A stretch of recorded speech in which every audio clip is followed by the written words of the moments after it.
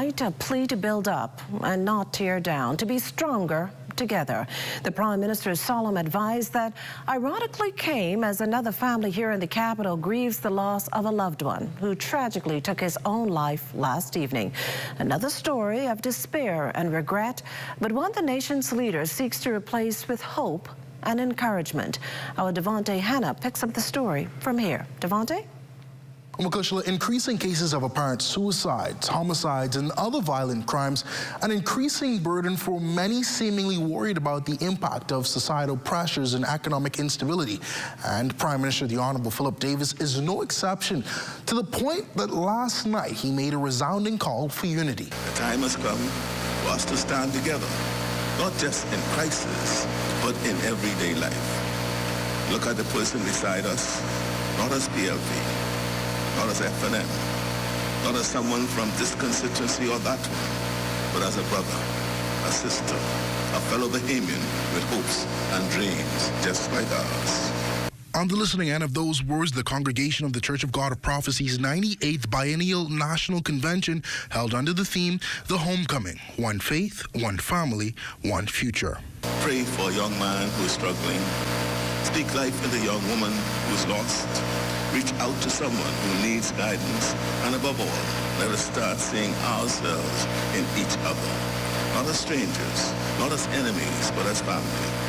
Because if we do that, we will not only change individual lives, we will change the future of our nation.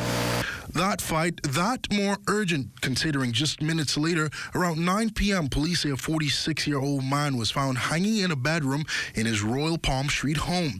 As morticians moved the victim's body into a waiting hearse, it brought to light the alarming 33% increase in suicides when compared to 2024, and a plea from police for those in assistance to simply act. If you are struggling with any circumstances, if you're having a hard time, reach out to a trusted friend, a pastor, someone where you can confide in and see whether or not they can render assistance to you.